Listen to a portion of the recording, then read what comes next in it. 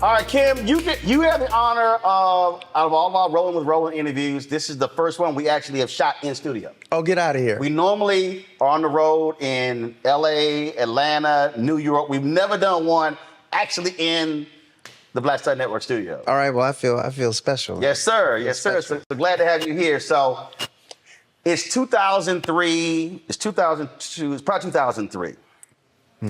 What was it? Was it Sweet Georgia Brown? It was a restaurant in Detroit. I forgot the brother. The restaurant. Sweet Georgia Brown's may have been it. Yeah. So I'm sitting in the restaurant, and Levan Hawkins. Music comes on. Yeah. And I had heard the song two or three times earlier. So I'm sitting at the jam. I was like, yo, who is that? And one of the brothers like, oh, that's a brother named Kim, man. He used to sell his stuff right here out on the street.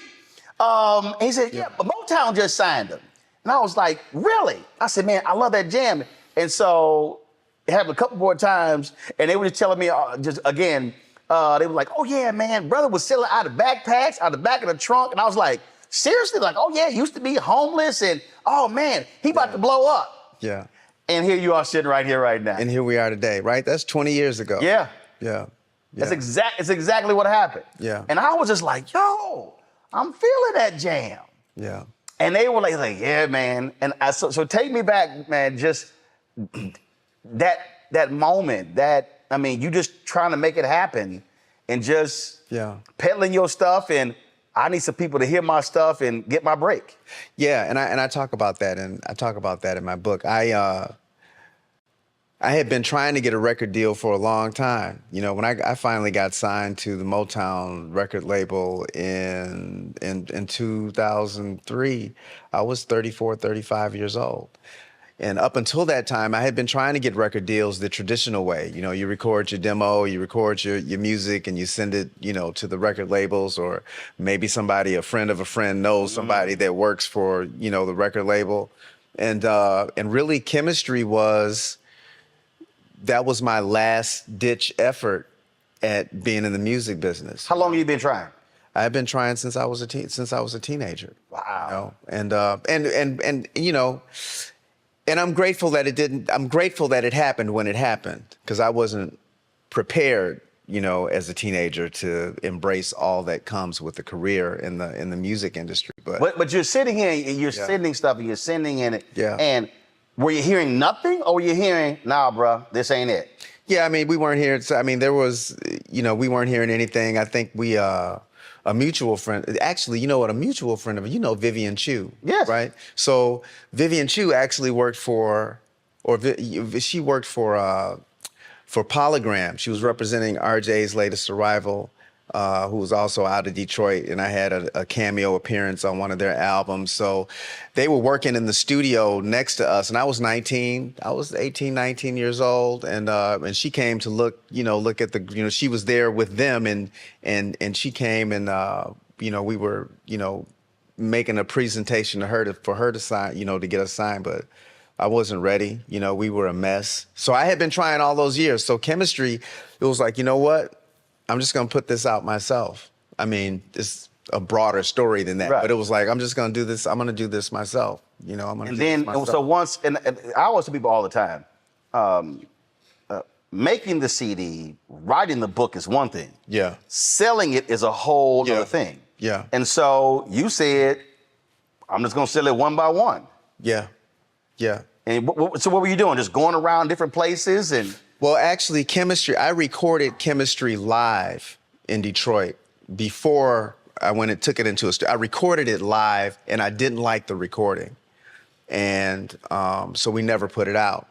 But it got out, right? So people were... How'd that happen? Because people were I recorded it live, and somebody had a copy of the CD, and they made a copy. That was when you just burn it and give somebody a copy of the CD. Yo, check this out. So the record, even though I didn't like the recording, and I didn't sanction it being released, it got out, and people were vibing to it, right? And I was doing local shows, in Detroit, this particular club, Half Past 3, one night, and like nobody, I didn't know that people were actually listening to the music, but I was always in this club like performing my original songs, and one night I started performing like Miss You, and when I hit the chords, before I sang, the audience knew the words, right? Because this music had been circulating. But I still wasn't satisfied with the recording. So with that information, I took a business line of credit from that I had manipulated out of American Express. Hopefully that's not illegal. No, remember, Robert Townsend shot his movie with credit cards. Right. Yeah. I mean, they didn't know what I was gonna do with it, but Amex, you might have a new brand ambassador. You know what I'm saying? There you go. Holla at your boy, right? Don't leave home without it. I got you.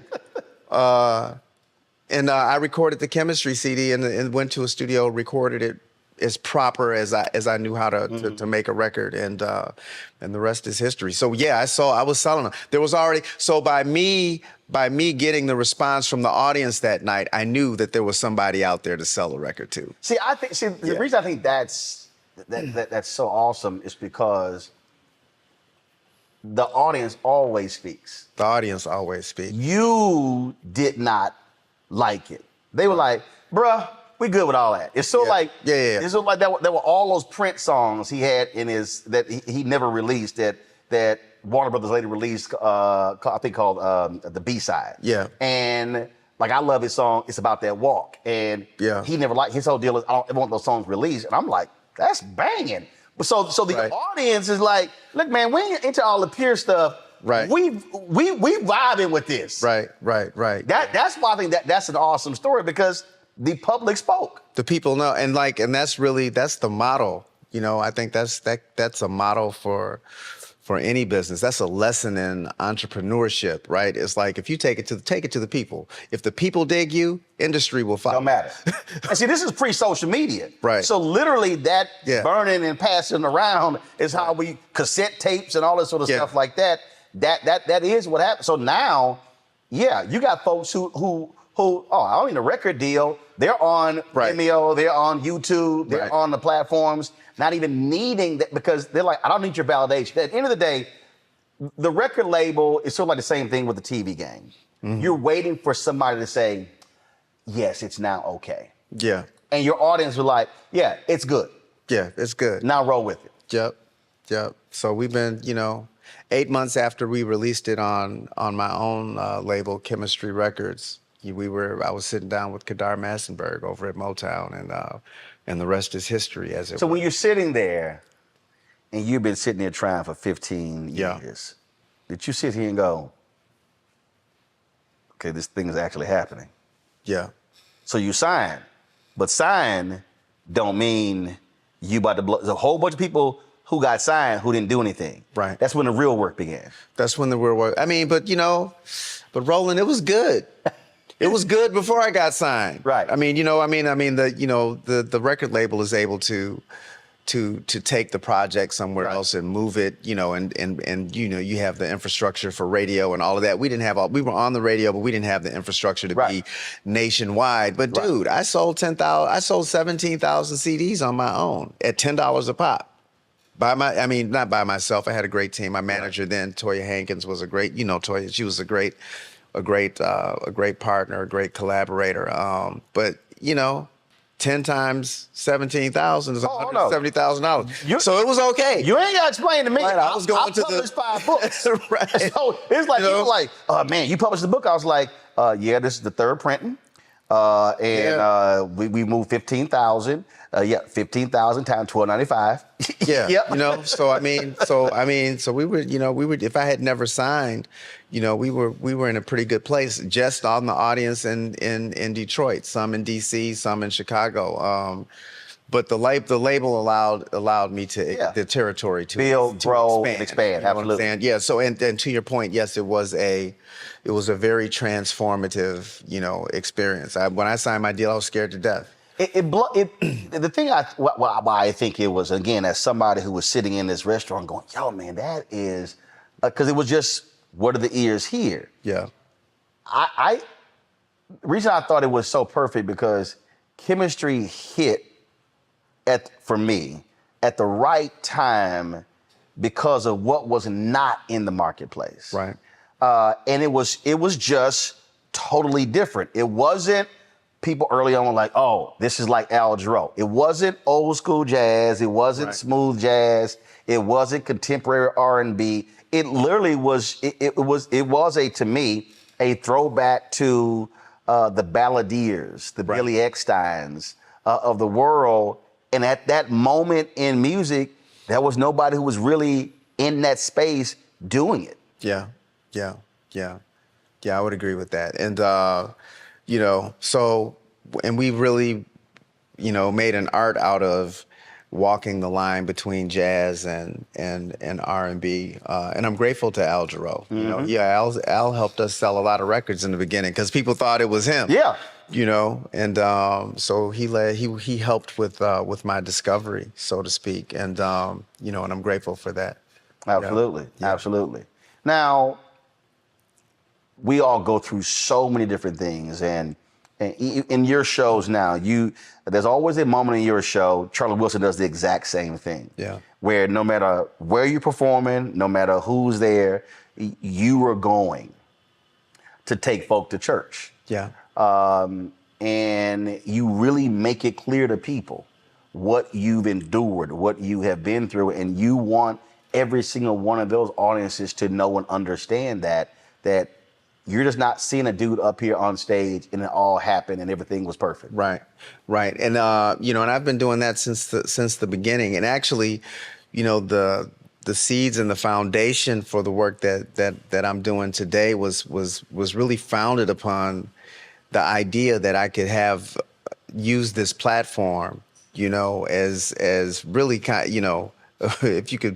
if I could be so bold to say it's like a secular ministry, right? Yeah. It's like I'm a secular artist, and I look at what I do as ministry. The music that you all hear comes from the culmination of all of these things that I talk about in the book. Look, somebody came to me one day and they said, "Oh man, you really need to be preaching." I said, "No, that's never gonna happen." They were like, "What do you mean?" I said, "Well, one day I was actually in prayer, and God said, I got enough people preaching. In 5 minutes of radio, you are speaking to more people than some preachers will preach to in an entire year. I need you exactly where you are." And that's really it. You don't know who is showing up at your show. You don't know who is sitting there, what they're going through, what they've gone through, what they're dealing with at that very moment. Right. And so there were more people who were at your show at Constitution Hall or those 3 shows than at most churches in a weekend. Right. So you can actually touch folk in a way other people cannot. That is using your gifts for his glory.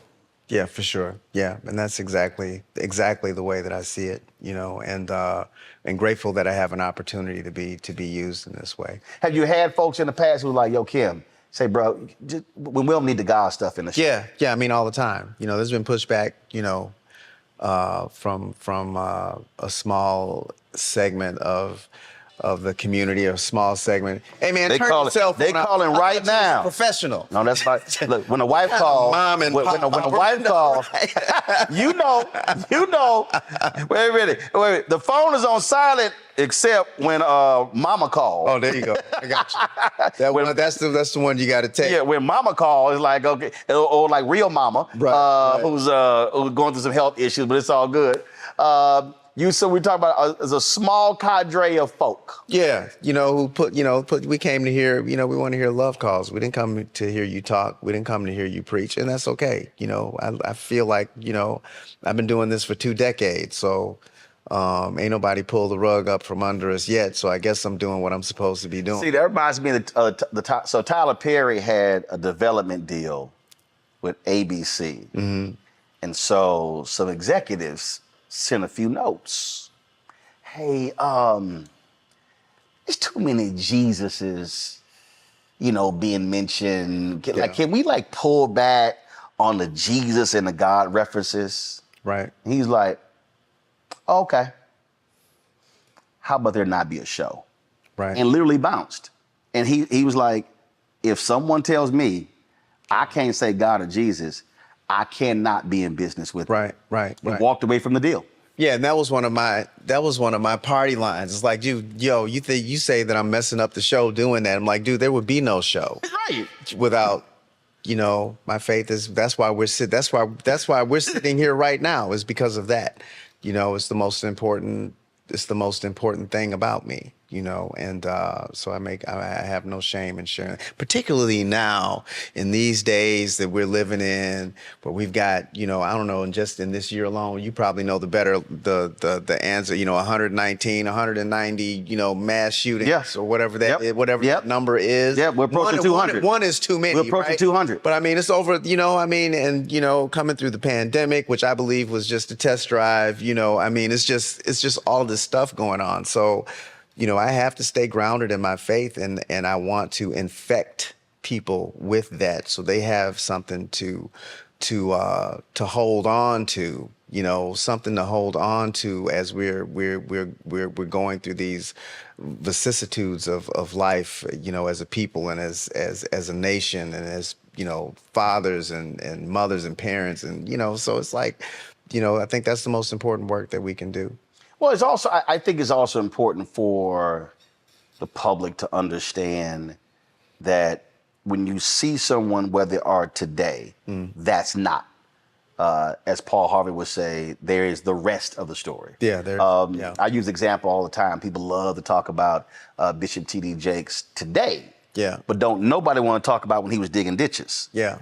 When family was on food stamps. No one wants to talk about that bishop, preaching in suits that where the lining had come out and all of that. Folk don't want to deal with that, and I think people have to be reminded that was a journey getting here, and that journey was not easy. Right. It wasn't all about packed audiences, sold out concerts, fine tailored suits. No, it was some stuff that a brother went through. Yeah, for sure. And I talk about that in Share My Life, my memoir, about how, we're coming through the darkness of my life. And that's part of the story. Right. And part of the reason why we share the story is so that whoever's going through right now, it's like, yeah, you're going through right now. Right. But this is not, what you see as your failure is not final. This is not the end of the story. Right. And all of those things work together, for me, all of those things work together. They inform the art. They inform, the man that you see today. They inform the father that I am, the husband that I am today. So I don't have any regrets about my darkness. Again, you talk about addiction, drug addiction. You talk about being homeless. When you were enduring, when you were just in the depths of despair, Yeah. How did you still say this singing thing can still happen? Music for me at that time was purely. I mean, there was a time when, I was adolescent, and I was in a band, and I was working with my friends, and we were writing songs, and we're fantasizing about being in the music business. And then as I shifted into active addiction and homelessness, and was out on the streets and separated from my community of folks, I was separated from them. And music became, the idea of having a career in the industry was a light at the end of the tunnel, but music was also extremely therapeutic. A lot of the songs that came, that were on the Chemistry album, those chord progressions, those were formed in the rescue mission in Detroit, the Salvation Army, so I was always creating, I was always, musing over melodies and So even in that, yeah, it's playing in your head. And because for others, many others, they would give up on those dreams. They would just go, look, they literally would succumb to whatever they were going through. Yeah. And would say, oh, that stuff will never happen. Yeah. July 23rd of 1990 was the day that I had my last drink or drug. And, I was sitting outside on the Detroit riverbank, you know, looking at the Ambassador Bridge this way, the Detroit Renaissance Center the other way. You've been there, you know, and wondering what happened to my life, you know, and I gave up on, that was the night of my surrender, and I gave up on my idea. I gave up on the idea that I could solve, that my problems could be solved with the same thinking that brought those problems into existence in the first place. So you're sitting there. Yeah. Trying to nurse a can of King Cobra, you know, which, you know, I'm sure you don't know anything about King Cobra. I'm familiar. I've seen the commercials. as someone who's never drank in my life, yes, I'm familiar with. Plus, being an alpha, the colors are black and gold. Yes, yeah, there you go.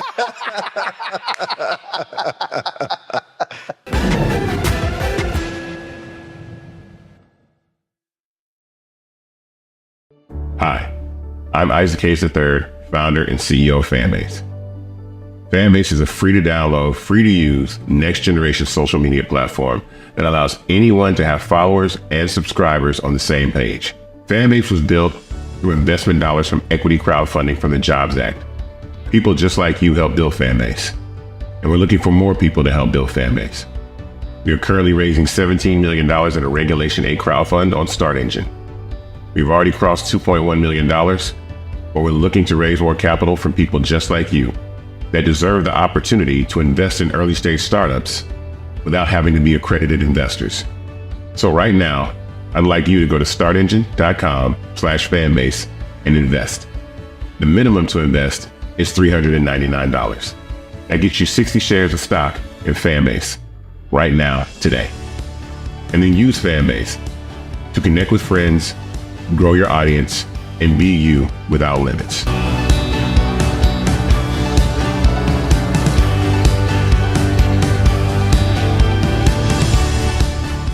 When you talk about blackness and what happens in black culture, covering these things that matter to us, speaking to our issues and concerns. This is a genuine people-powered movement. There's a lot of stuff that we're not getting. You get it, and you spread the word. We wish to plead our own cause.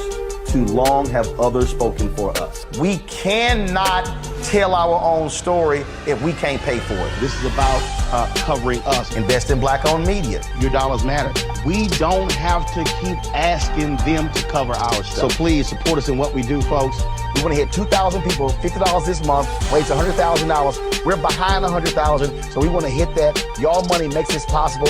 Checks and money orders go to P.O. Box 57196, Washington, D.C. 20036-0196. PayPal is R Martin Unfiltered. Venmo is RM Unfiltered. Zelle is Roland at RolandSMartin.com.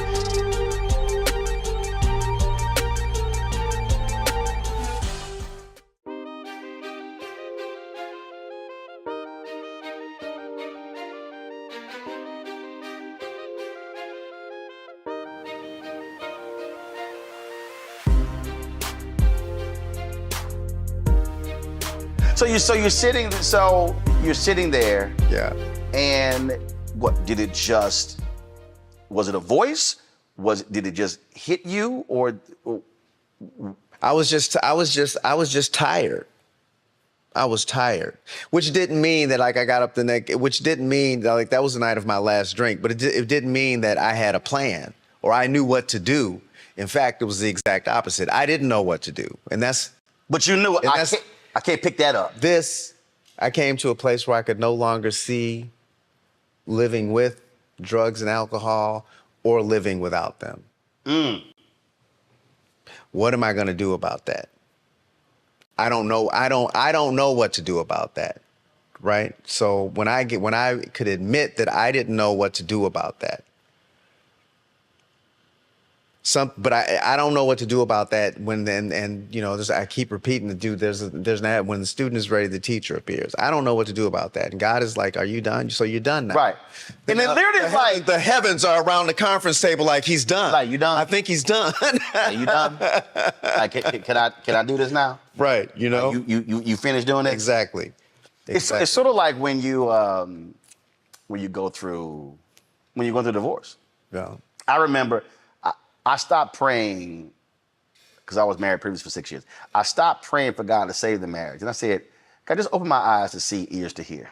Yeah. And it was like, I'll take it from here. Yeah. Because we really think we can fix it. Yeah. We really think that we are in such control that we can think our way through it, we can figure it out, when in reality, we need to have that source to call upon and literally surrender. Yeah. Yeah. And I think that is the remedy, you know, for much of what ails us as individuals and as a community, as a nation, you know, when we live in a culture that talks about, you know, never give up and never surrender, and we won't quit and we'll never, it's just like, no, but there are times when, like, you need to stop. Yeah. Right? Yeah. There are times when you need to say, you know what, maybe I don't need to be in charge. Well, it's like when you said you were tired. Yeah. I mean, when you have gotten to the point of, like, I've pushed myself to exhaustion 3 times. Yeah. And literally, it will knock you on your ass and go, you done now? Right. And you literally, you can't do anything. You're just, and that is surrender. Yeah. And that's really what it is. Absolutely. So you're physically tired. You were like, I'm tired of living like this. Yeah. This ain't it. Yeah. It's got to be something else. Got to be a better way to live. So when July 24th hits, and then 25th and 26th, what are you seeing and experiencing? And did it provide clarity to go, oh, and did things begin to form and fall in place? Did you begin to see differently? Well, no, the healing doesn't take place overnight, Right. You know, and I remember hearing that when I first went into recovery. Like, it took you however long it took you to get to this place, and it's going to take you some time to unwind, you know, this ball of twisted yarn that you've, you know, been working on for all of these years. So it took time. It wasn't overnight. I stopped the physical act of putting I stopped the physical act of self-medicating. Right? I stopped that. I didn't take a drink, and I didn't, you know, smoke any weed or do any drugs, but the mindset to take that out a day at a time, you know, day after day, week after week, month after month, year after year, to where now I sit with 30 years, with over, 32, coming up, I guess, on 33 years of sobriety. You know, that mindset, that's something that has to be cultivated and and maintained, you know. It's an ongoing effort of surrender and release, and taking, you know, inventory and being honest with yourself and honest with other people, and trying to help other people and carrying the message. I mean, it's an ongoing effort. Yeah. Uncle Charlie has talked about how for him, when he went through the exact same situation, where he made clear from this point on what can't be around him, what can't be near him. Yeah. And he makes it clear to everybody in his circle. Yeah. This is how it has to be, or you can't be on my team. Yeah. Same for you? Yeah. Not so much. I think you get to carve out and work out how your recovery needs, how you need to structure it for you. We all have different needs, you know, and we all have a different way of approaching it. The people who are around me are aware of my situation, but I don't force we're not doing any, I'm not policing I'm not mad at smoking weed. You know what I'm saying? I mean, if I could smoke weed, I'd be smoking with you, right? But I can't. You know what I'm saying? Right. So that's a choice that I've made for myself. Right. You know what I'm saying? So I don't insert myself into places where, cats are just blatantly, using drugs and drinking alcohol, but I can walk into a restaurant. In fact, when I got sober, I was bartending. I mean, I was serving drinks. You know what I mean? So I mean, it's but everybody who's in my position is not in a absolutely can do that. Right. You know what I'm saying? So I keep thinking that scene out of the movie Flight with Denzel. right, Flight, and that's perfect. You're right. Right. When that door was open, that refrigerator, he heard that refrigerator and was like, and the next thing we know, it was all over. It was all over. I surround myself with good people, and you know, and I do the things that are necessary to maintain my recovery every day. You know, it's on me. It ain't on y'all. Yeah. See, that part right there, when you say surrounding myself with good people, I don't think people really understand how crucial that is. Yeah. And not just when it comes to trying to maintain sobriety. I think it's also important when you're trying to go somewhere and you're trying to build something, and the people who literally are in your circle, who are around you, they have to mean something. And like there are people who I've had in my past. I'm kind of like, nah, they can't be with me. Yeah, they can't. I don't want their spirit around me. I don't want, and they can be mad talented. Yeah. But no, it's but something. Nick, once you turn the corner on once you become intentional and purposeful about what it is you're trying to do and where you're trying to go, like a lot of them people just fall off. Oh yeah, they just fall off. I mean, you don't even have to write. You're not even right. That mindset is not even around. When I ran the Dallas Weekly, Jim Washington was a publisher. It was so funny. Jim said, he said, Mr. Martin, why is it certain people in this building start trembling when you walk in? I was like, that's what happened when light rolls in with darkness. Right. He started laughing, and it was literally, and I said, Jim, these people gotta go. I said, and I can't coexist with them, and they cannot coexist with me. Right. And you're right. When you start, and you look, I absolutely believe in spiritual connection. I absolutely believe in discernment. But I tell folk, I said, hey, if you pick up on that and it sends a signal, I don't need you around me. I'm perfectly fine with that. Yeah. And people who, you know, and if you're not interested in getting high, people who are, if you stop getting high, the people who like to get high with you don't even want to be bothered with you anymore. Right? We're not doing the same thing. Yeah. We're not even in the same place. Absolutely. Yeah. Absolutely. Yeah. And as you signed with Motown and you begin just the grind and the build and going. I think about, I'm so mad too, because I had my backpack stolen here in DC and a hard drive with a bunch of the video was on. You wanted to join a cruise. Yeah. And I think back early on, so I'm looking at the concerts now and I'm seeing you moving, how you going. And I never forget, you were on stage at the piano. You never moved. You didn't move. You stayed right. No, and I couldn't move, right? Because those songs, and that speaks to the heart of, you know, the way that I write and the way that I've made music, the way that I make music, is that it's all me and the keyboard. So there was no other keyboard. If I got up, there was nobody who was playing, right? And juxtapose that to today, where it's like this iteration of my performance, dude, I'm not sitting down at all. Yeah. I mean, not sitting down and playing at all. You know, it's kind of nuts. No, I mean, remember, I mean, we were on a cruise and I'm on like this side and I can see myself shooting video. I always got a camera or something. I'm shooting video. And I was sitting there and I was like, he ain't left that piano one time. He like he's sitting right there. But then also I started counting band members. I was like, well, hell, ain't nobody else there to play. You can't get up. You know, I'm holding it down. You know, yeah. Absolutely.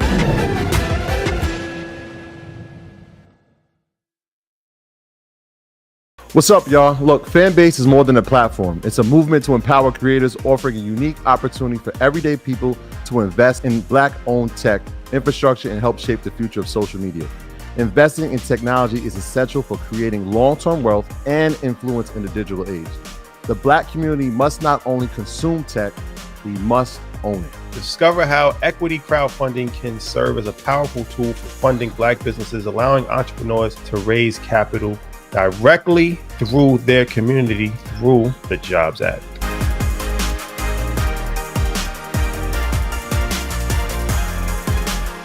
When you talk about Blackness, and what happens in black culture, covering these things that matter to us, speaking to our issues and concerns. This is a genuine people-powered movement. There's a lot of stuff that we're not getting. You get it, and you spread the word. We wish to plead our own cause. Too long have others spoken for us. We cannot tell our own story if we can't pay for it. This is about covering us. Invest in black-owned media. Your dollars matter. We don't have to keep asking them to cover our stuff. So please support us in what we do, folks. We want to hit 2,000 people, $50 this month, raise $100,000. We're behind 100,000, so we want to hit that. Y'all money makes this possible. Checks and money orders go to P.O. Box 57196, Washington, D.C. 20037-0196. PayPal is R Martin Unfiltered. Venmo is RM Unfiltered. Zelle is Roland at RolandSMartin.com.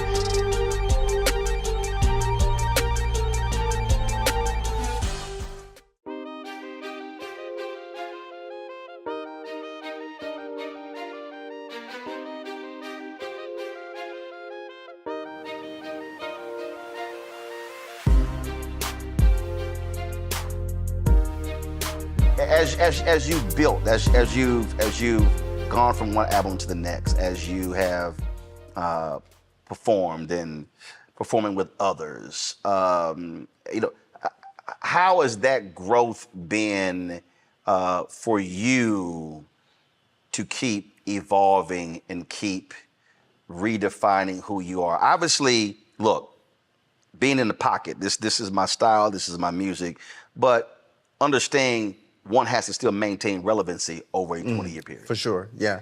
And I think that, and for a while, they're probably up until, our last, major run prior to the pandemic where we were out on the road with Charlie Wilson. It was me, Charlie Wilson, and Joe. Mm-hmm. And, I kind of felt like I was getting complacent. I felt like we had oversaturated the market, and I took myself out of the marketplace for a while. And I realized that a lot of my career and a lot of the work I had taken for granted. I mean, the music is we ain't never had a problem making great music. We make great music. Right. But all the stuff that goes, around with it, goes along with it about maintaining, relevancy. Like I was still making good music, but it was like, what is the next iteration? Yeah. Of Kim? We've been playing the same songs the same way for the last decade and a half. It's like, what else? I started to feel like is this all that there is? And if you wanted to, you could just stay right there. And we could have stayed there and done show, and it could have just been like that, and we, you know what you're going to get when you come to a Kim show and it's this. It's like, right. Oh, but how do I want to continue to get better. Because I remember I was in Houston. I left the Breakfast Club. I remember I FaceTimed you. And I was like, yo, man, when the new stuff coming out? Yeah. You were like, we working on it. Yeah.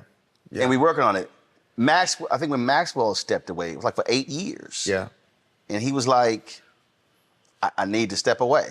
Yeah. To come out with something I need to go through some stuff, go through some life experiences that will then help me create what it is I want to do next. Yeah, yeah. So we went a long way towards, collaborating with some folks. And everything always starts with the Kim song. It's like it starts with me. I think that has really been key. It's been instrumental to longevity, is that, I came in not sounding like anybody else. I should continue to not sound like anybody else. Right. You know what I'm saying? But there were places where I saw that, we could do a remix, with Wiz Khalifa, on a song that was already a number one for 7 or 8 weeks. Trip to me, right? Kim and Snoop Dogg?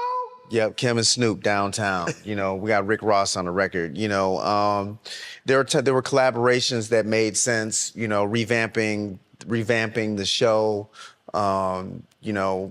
Revamping the way that I present myself on stage and working behind the scenes with choreographers and the visual. All of that. So to maintain relevancy and still be at the top of my game. I don't want to do this if I'm not at the top of my game.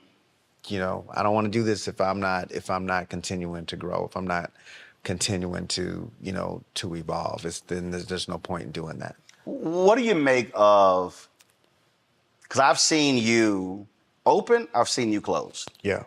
And there are a lot of folk who they trip when it comes to that. Yeah. And I've seen some artists, no, I absolutely have to close. Yeah. Lionel Richie told me when B.B. King passed away, I interviewed Lionel Richie and he said they were like here in D.C. and it was B.B. King, the Commodores, and Earth, Wind & Fire. Commodores, Earth, Wind & Fire were banging out hits. And they were arguing about who was going to close.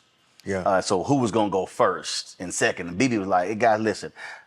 I checked, it's an early flight that gets me back to Memphis. So why not go ahead and go out, do my thing, and then y'all can figure it out.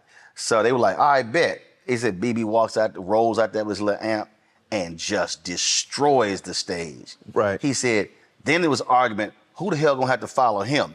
Right. He said, because then it was like, I ain't trying to go behind that. Right. And he said, BB's whole deal was, it don't matter when I go on that stage. Right. I'm gonna do what I do and I'm gonna kill it. Yeah, and I pretty much feel the same way. You know, I feel I want to be able to hold my own behind or before anybody. I will say though that I don't like when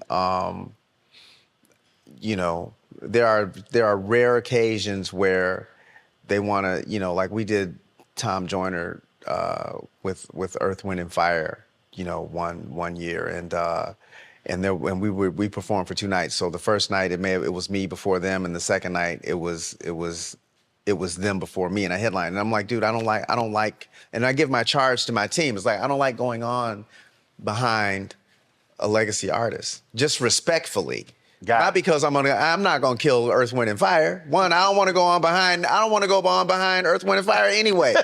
You know what I'm saying? Right. But just out of respect, it's like, dude, let them, you know. But the business side of it is you're also looking at Polestar, you're looking at who's gonna, you know, the headliners, who's gonna make those numbers, what is, you know, and you want your numbers to look a certain way. Mm-hmm. But actually, dude, if you're gonna pay me the same money and I go on first and perform for less time and I can go home and I can go back to the hotel before they stop serving chicken wings and room service, you know, sign me up for that one, you know. That was a comedian. He said the same thing. He was like, listen, it's 5 people on the bill. We all getting 20 minutes. I don't care what my 20 is. Yeah. He said the 20-minute money gonna be the same. He said, so 1, 2, 3, 4, 5, it don't matter. Right. Yeah, I would concur with that. Yeah. I love to ask this question to artists because I, as somebody who reads history and who's read so many different books, I love reading Dream Boogie about Sam Cooke, how when they had the Soul Stirrers and they were 2 of these other gospel acts and they would go at it. They would be like, yo, we gonna kill y'all tonight. Yeah. And how just that fierce competition just really just drove them. And then Motown, you could have a #1 hit, but last night's show, yeah, sorry Marvin, Smoke and the Miracles killed it. Yeah. So they closed it and not you. And so Bear Gordy said he used to drive Marvin Gaye crazy when he was like, yo, I got #1 song. And like, last night, they destroyed you in this city, so they closed in the next city. Right. Is there an artist that, it's not, I don't see this competition, but that if you on the same bill with them, that they would really absolutely bring out the best in you because of just who they are? No, I always bring the best of myself to every performance. Oh, I got that. Right. So when I get on stage, dude, I don't compare myself to anybody. The only person I'm comparing myself to is to what I did the night before. Okay. You know what I'm saying? I don't trip on that because everybody gets a turn. Everybody gets a turn to have a bad night. You know what I'm saying? Right. Everybody gets a turn. So it's like I don't even play that game with myself. All right. So if that was a versus, who does Kim want to be in the versus with? That's not even up to me to decide. Oh, but Look, I'm not scared of nobody. No, but I'm saying, it's like, okay, so Usher said, the killer verses would be him and Chris Brown. Yeah. I asked Wayne Brady. Wayne Brady said, "Oh, absolutely. I would love to be me and Jamie Foxx doing what we do." Yeah. Yeah. He said it'd be awesome for the audience. So who would it be? Kim and who? That would be just amazing for the audience to witness. Yeah. Because when Earth, Wind, and Fire, the Isley Brothers did it, that was just amazing. The stories and the song was amazing. Yeah. I don't. So who Kim wants to sit across with? I don't. You get to pick. No, I don't have a name to put in that hat. It don't matter to me. But somebody okay, all right. Is there somebody who you greatly respect who you like to do it with? I'll ask it that way. No, there's not a name that I would put in that hat. What do you think? So you the instigator, be trying to. No, it's not. This is a guy to be on the playground trying to get people to fight. No. Ooh, he said your mama. No, it's not. No, it's not. Look, like it's like I've been asked the question who I would love if I'm debating on television. Who would I love to go? Who would you love to? I've said it before. The person who is a trip conservative SC Cup. She's an atheist. Yeah. But got a degree in religion, which I still think is hilarious. And so, because we've been on before, and she's gonna bring it, and it's not going to be easy to defeat. So I love what she brings. Yeah. And so I was like, yeah, I said that would be it. I respect that. Yeah. Yeah. So I'm trying to think who, if there was you know what? And if you think of it, then you call me and let me know. Eric Benet. Okay. I think again. That's interesting. I haven't heard that. I've listened to. I got all your music. Yeah. I got nearly all his music. Yeah. And I look at styles. I look at just how people operate. I think for the audience that would be a really interesting. That is interesting. And I love Eric's stuff, man. I love him, and that would be dope. I have a lot of respect for Eric. Yeah. Yeah. Because right now, as I said earlier, in this space that we're in, how radio is, and totally drives me crazy. Just the limited space for certain type of artists. Yeah. I mean, everything is if it's hip hop, if it's pop, and if you grown, other than smooth jazz station or something like that, it's just a very difficult space. Right. Which like Gerald Albright, Good Alfred brother, we were talking and how he's done. He's like, so he's taking over his own label, controlling his own music, doing his own thing, because he didn't want to get having somebody else sort of be in control and being at the mercy of all you hear on typically what's on radio. Yeah. And I think I also think that's why social is so great now, because there's no barrier now between you and your fan base. Right. And so you can keep doing you, and your fans are still going to be there. Right. You're not dependent upon that other machine out there to have to drive who hears your stuff. Yeah, that's true. Like we have your fan base, my people have access to me directly, through social media, and that's a wonderful thing to be able to share with them and give them, a peek behind the curtain of my personal and professional life has really been one of the blessings of social media.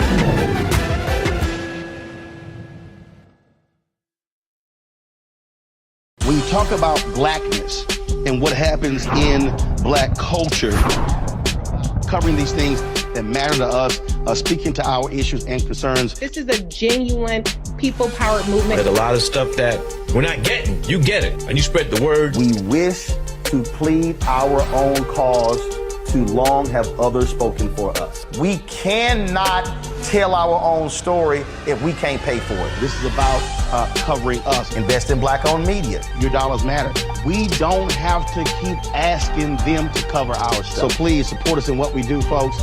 We want to hit 2,000 people, $50 this month, raise $100,000. We're behind 100,000, so we want to hit that. Y'all money makes this possible.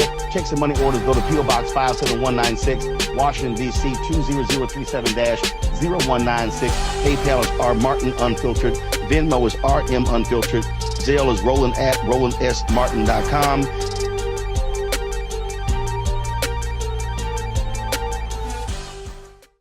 Hi, I'm Isaac Hayes III, founder and CEO of Fanbase. Fanbase is a free-to-download, free-to-use, next-generation social media platform that allows anyone to have followers and subscribers on the same page. Fanbase was built through investment dollars from equity crowdfunding from the Jobs Act. People just like you help build Fanbase, and we're looking for more people to help build Fanbase. We are currently raising $17 million in a Regulation A crowdfund on StartEngine. We've already crossed $2.1 million, but we're looking to raise more capital from people just like you that deserve the opportunity to invest in early stage startups without having to be accredited investors. So right now, I'd like you to go to startengine.com/fanbase and invest. The minimum to invest is $399. That gets you 60 shares of stock in Fanbase right now, today. And then use Fanbase to connect with friends, grow your audience, and be you without limits.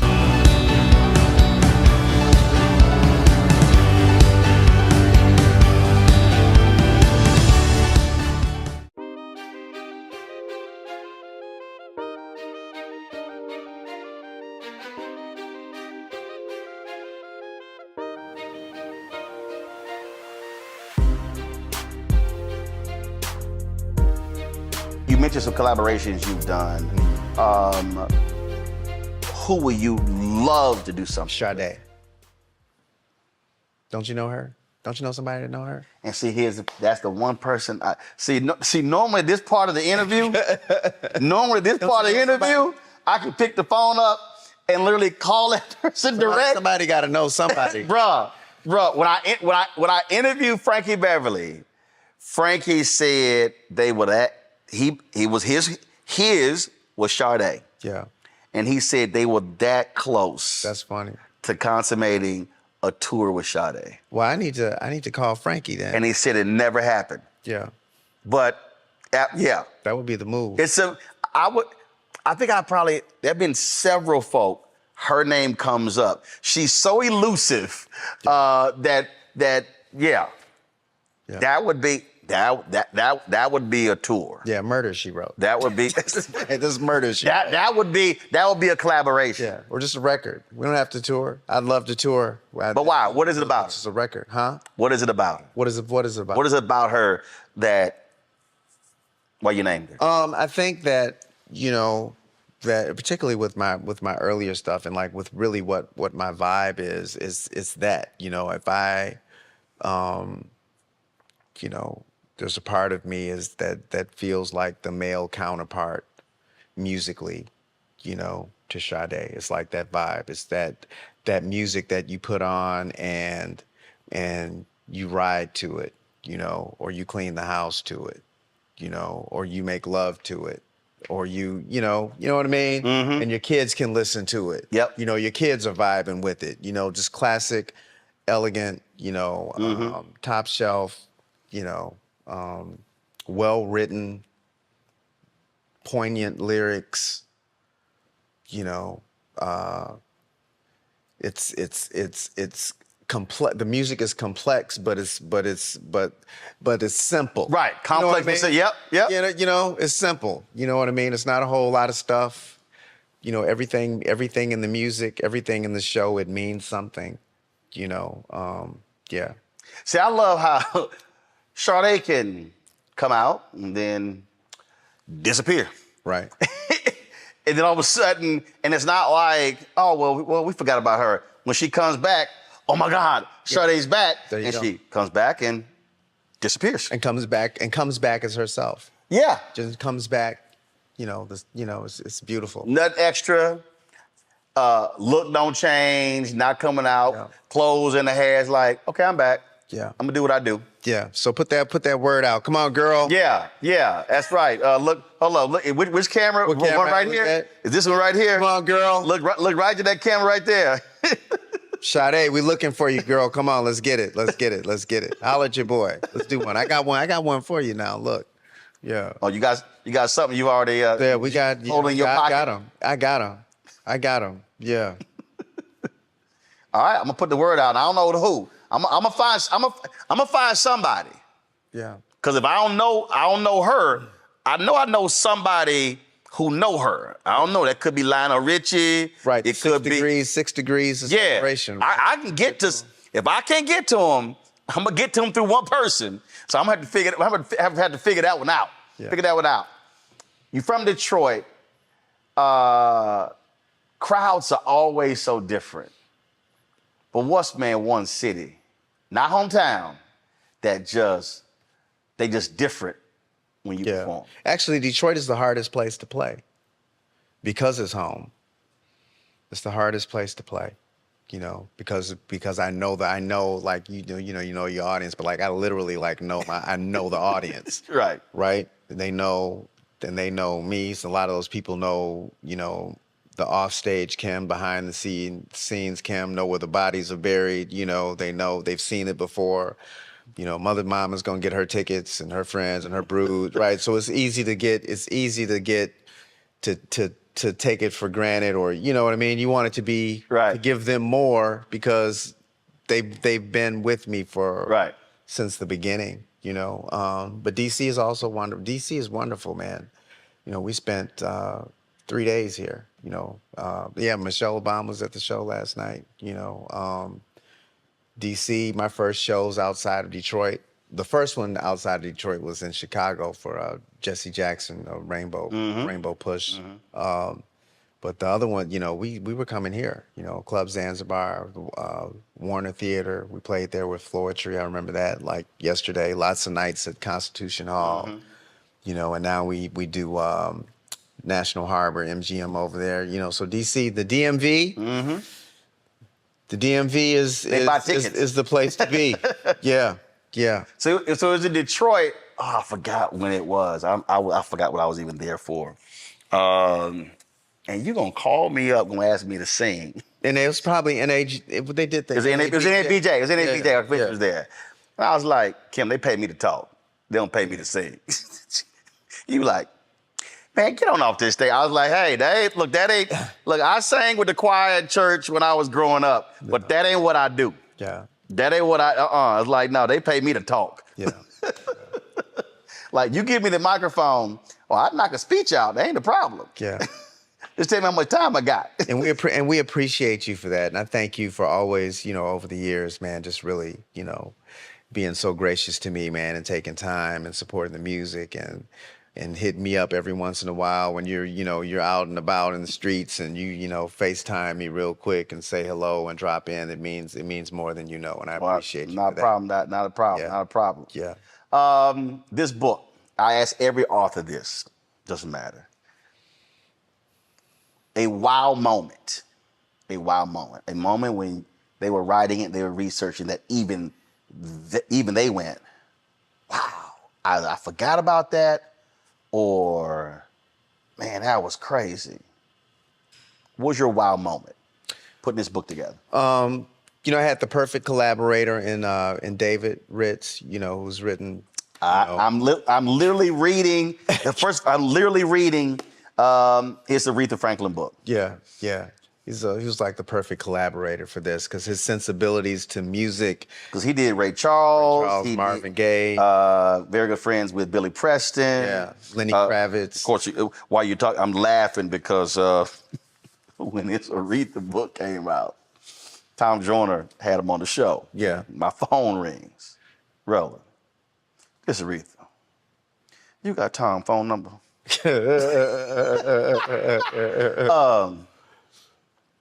You got Steve Harvey's and Yolanda Adams' phone number.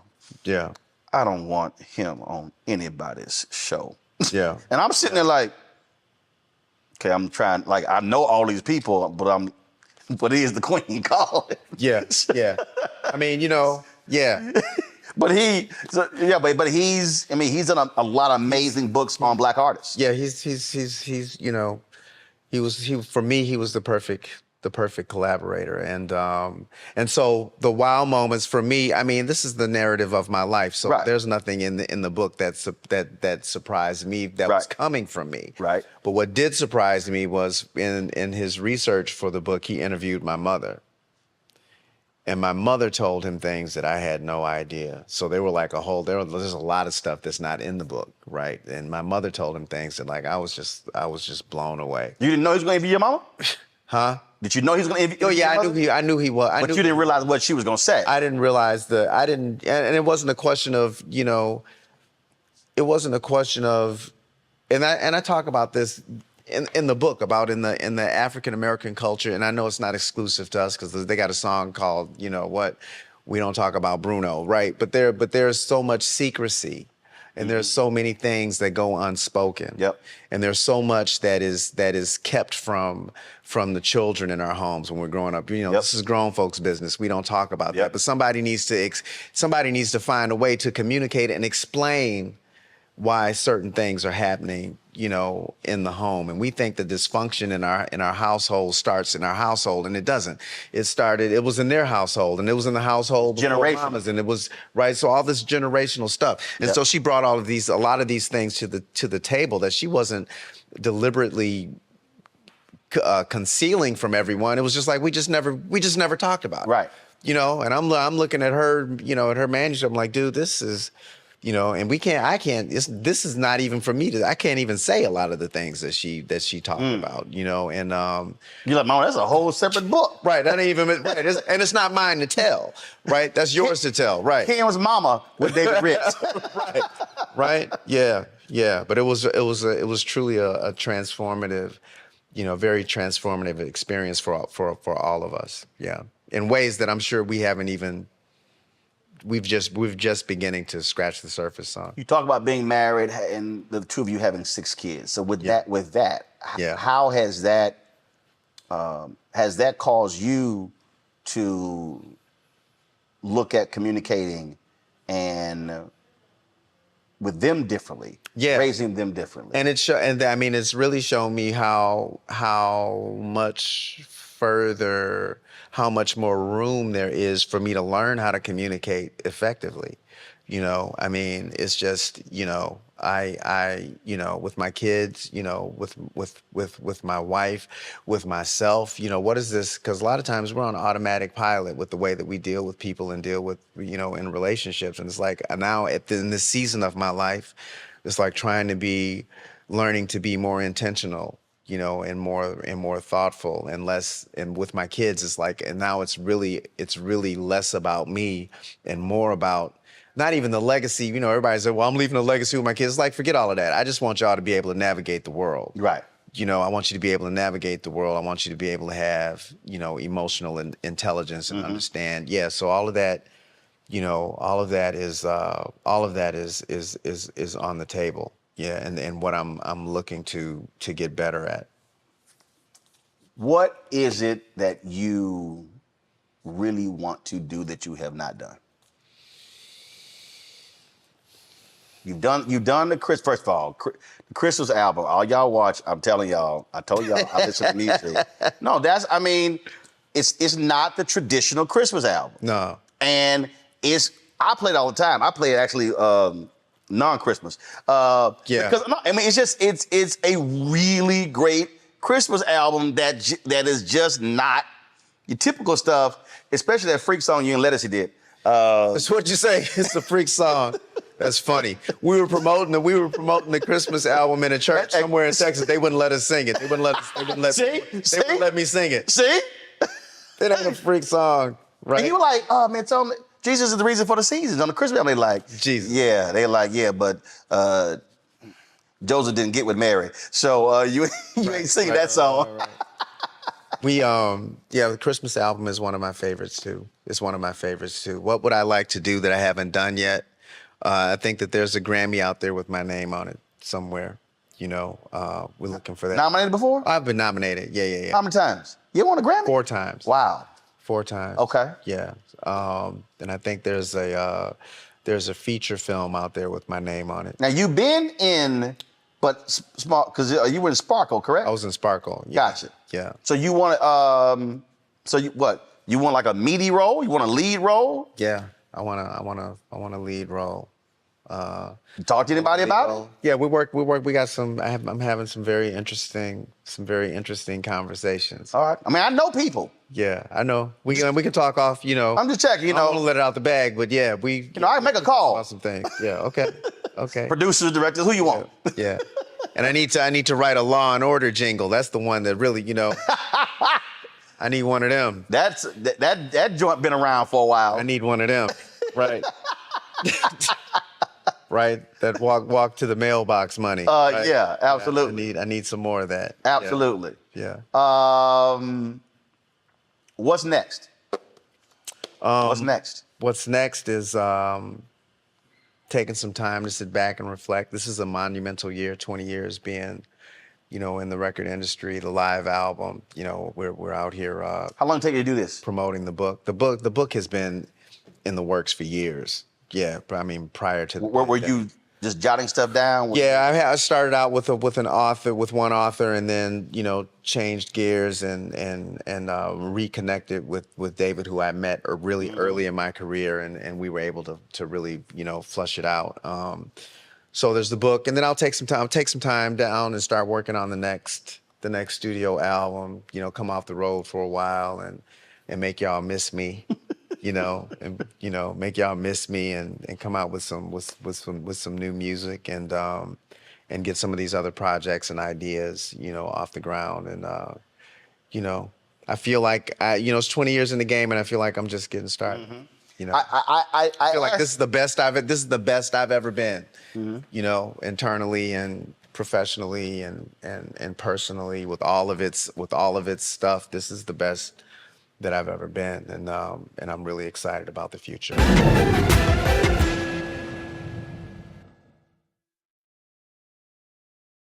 Hi, I'm Isaac Hayes III, founder and CEO of Fanbase. Fanbase is a free-to-download, free-to-use, next-generation social media platform that allows anyone to have followers and subscribers on the same page. Fanbase was built through investment dollars from equity crowdfunding from the Jobs Act. People just like you help build Fanbase, and we're looking for more people to help build Fanbase. We are currently raising $17 million in a Regulation A crowdfund on StartEngine. We've already crossed $2.1 million, but we're looking to raise more capital from people just like you that deserve the opportunity to invest in early-stage startups without having to be accredited investors. So right now, I'd like you to go to startengine.com/fanbase and invest. The minimum to invest is $399. That gets you 60 shares of stock in Fanbase right now, today. And then use Fanbase to connect with friends, grow your audience, and be you without limits.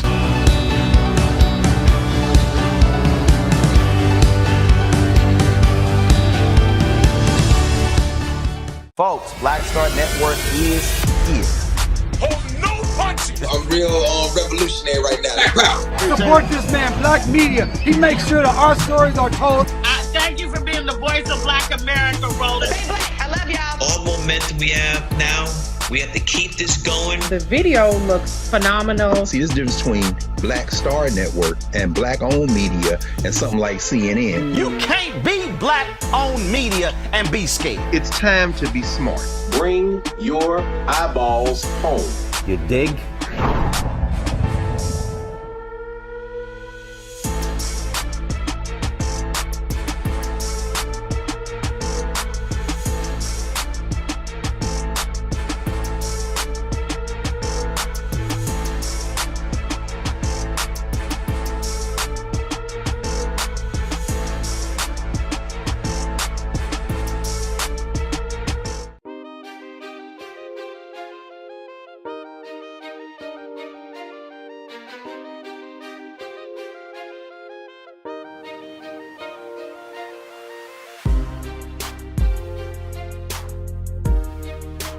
I asked this of all songwriters. John Legend says for him, he treats songwriting like it's work, where he goes to the studio, it's his briefcase, goes in, it's 9 to 5. Will Downing said, what hits me inspires me. He was like, I interviewed once, he said, man, I had wonderful sex with this woman. I got up and wrote a song. I was like, I bet she was pissed off you just got out of bed. So everybody has their different style. Yeah. What is your songwriting style? It has to be a season of, like, I know I'm about to go into a season of writing. And that's where I'm going through all of these sketches of songs and my. So it's not like it's in my phone. You hear something. Oh, I saw a woman I saw, this elderly couple on a bus, and they were sharing an apple and having a conversation, and he let her, he helped her up from her seat and helped her get off. Like, no, that never happens. right. Because there's some cats I've interviewed. They were like, absolutely. They said, they'll be in the middle of a conversation and go, hold up, and just start writing stuff down. Yeah, that never happens for me. No. I have to be intentional and purposeful not about necessarily writing, but about showing up to write, and go downstairs into my room and really just, noodle around and revisit ideas, and then flush out what the next album is going to be. So how's that? Are you just literally writing? Or it's the music first. It's the music. It's everything is. And then this is how this makes me feel. All my songs are about how this makes me feel. That's where the music is where it starts from. And actually, when I started writing, it was like people would send me music and I would write lyrics to it. I'm inspired by the music. Yeah, I'm inspired by the music. So whatever that beat, that melody, whatever that is, that then. If it captures me, I can put something to it. Yeah. And then that's one song, and then you build upon that. Usually it's the hook. Usually it's the hook first. I'll have the hook. I'll know what the hook is. I'll have the hook, and then I'll build around the hook. I don't even know what the song, what it is, what shape it's going to take until it's done. It's interesting you say that because I don't write speeches. Yeah. And literally, if I'm speaking to a group, I don't even care what I don't even look at their theme. I look at the group, I look at who I'm speaking to, and I'll come up with, because I've read newspapers, I'll come up with the headline. So basically the name of the speech. Mm-hmm. And I'll come up with the name of the speech, and I'll literally start, I don't write anything down. Mm-hmm. Once I have that, everything else just flows. Right. Doesn't even matter what, and it's interesting because I've always said, first of all, writing is like music, it's rhythm. Like you read a great book, like you're reading it and you're just breezing through it. It's like listening to a great song. Mm-hmm. Listening to a horrible song is like reading a horrible book. You can, I'm serious, you can read a book and you like. And see, for me, when I start a book, I have to finish it. Yeah. So it's painful as hell when it's an awful book, because right. I have to actually finish what I started. Right. But it's interesting because that's how it is. People ask me, well, how can you speak for 20 minutes or an hour and a half? And it literally just starts with I come up with the title, and everything else flows from there. Start with the hook and work backwards. Yeah. And are you physically writing, or are you talking to a recorder? I am talking into I'm talking into a recorder. But when I'm done, I write it all down. Got it. And by hand. I write it down by hand, and I'll eventually type it into the thing. But I write it. I like to write on a legal pad and write it and see it, and turn the pages and all that stuff. What was the absolute easiest song that flowed out of you? The easiest would have been. The easiest would have been a song called "Pray for Me," and Randy Bolin, my guitarist, we'll be in the studio and lots, and it's nice when that happens. We'll be in the studio and he'll start playing. I'm like, "What is that?" And he'll say nothing. I'll say, "Play that. Keep playing that," and then we can flush that out pretty. That sounds like Aretha. She was the Shoal Creek band. It was like, hold up, do that again. Right. It just came together. It turns into a whole thing. What was, out of all your songs that people will know, it was the hardest to finish and to complete? The hardest to finish would have been "Can You Feel It?" Can You Feel It from Intimate? I think that's the Intimacy album. Why? It just... You know, I sang it for a long, I was singing it for a long, I was just trying to, you know, that whole album, the Intimacy album was a very, you know, I called in, it was the first album where I called in a producer, Rex Rideout. You know, that's the one with Share My Life on and all of that. Because I bought a Steinway piano and it changed the way that I wrote songs. I was usually writing the songs on a keyboard, and it changed when I got and I had written, you know, a lot of That's how the Steinway sounds. because the piano singing on top of a Rhodes and singing on top of and singing and recording with the piano were like, it's not the same thing, you know. And so and the writing had changed to the point I was writing songs that were beyond my ability to produce on my own. And you knew it. I came to that, you know, I had to admit that, you know, these songs, it was like, dude, these songs are bigger than you. These songs require something else, you know. They were beyond my skill set to produce on my own. So you needed somebody else to take over. Why Would You Stay? My first Grammy nomination. Why Would You Stay? I had tried to record it, and I was never going to use it. It was never going to see the light of day, ever, ever. Right? It was on a shelf. And I called Rex in to help me work on the album. And he heard it and he said, you know, if you let me, he said, let me take this back to, he's on the West Coast. Let me take it back to Los Angeles. If I can work this out, he's like, would you be willing to revisit? I'm like, yeah, if you can make it. And you like, yeah, okay. I'm like, okay. And I went out to LA and we were recording. When I heard what he was doing to it, I cried. Yeah, it makes me want to cry now. Look, I cried when I heard what he did to it because I was done with it. I'm like, you know what? I'm done with it. If I can't make it the way that I need, can't make it lay down, that's my thing. I couldn't get it to lay down, you know? And he came in and he saved that record. It's my first. So basically, just like July 23rd, 91, you had to surrender. Yeah, to let go. Yeah. And then that to me, that's the beauty of trusting somebody else with your baby, if you will, who go, let me do what I do. Yeah, it's like you don't have to carry it all the way by yourself. There are certain times, there are seasons of your life when you are going to be by yourself and it requires you and you alone. And there are seasons of your life when somebody's going to help, you know, to take what you've created and take it further. No, I can tell how you look right now. What he did with that song. Yeah. And that experience, now you understand, I can do this, but I can reach out to somebody else. Right.